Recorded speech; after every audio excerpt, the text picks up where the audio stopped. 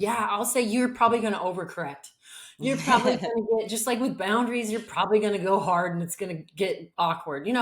That's the Mm, thing I would love everyone to just remember that when you're practicing new things, you're going to make mistakes, and that's really mhm, okay.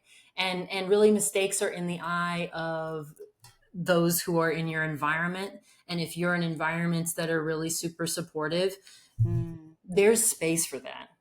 I would just say you might overcorrect sometimes, and that's really okay.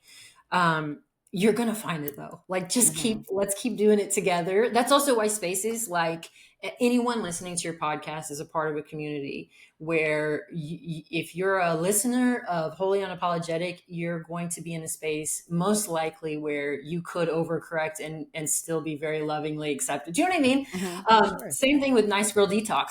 So I would say you first have to find what feels right to you, and that may take some exploring, and I'm not sure that you ever fully land there either. I don't know that we ever fully land anywhere very specifically, but we are further into the territory of something that's more in alignment with who we are. I love that. So let yourself be in that. You know what I mean? Let yourself walk around, bump into things. It's new, you know. And so what I would say in this moment is just to experiment, allow yourself to experiment. Being in environments with communities who you can share these experiences with helps a lot. Mhm, And then here's a coaching piece. Ace, you know this too. When you're in a container with someone who's dedicated to your specific goals, your patterns, I'm starting to see you know what I mean, like you start to see these things with people. They reveal to you in so many different ways what they want.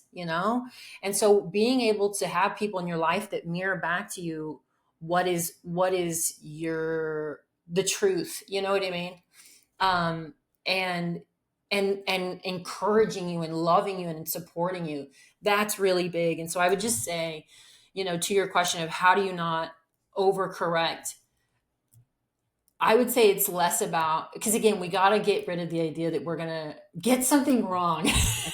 You know what I mean? It's like, yeah, like that, because otherwise you'll just always feel like you're coming up short, which if you have neurodivergence, or if you're a person who's ever struggled with your identity or the way that you present yourself to the world, you're like, you've been doing that long enough. What if we just put that shit down of you're going to be wrong, mhm. and really just focus on doing what feels more right to you today than does it? You know what I mean?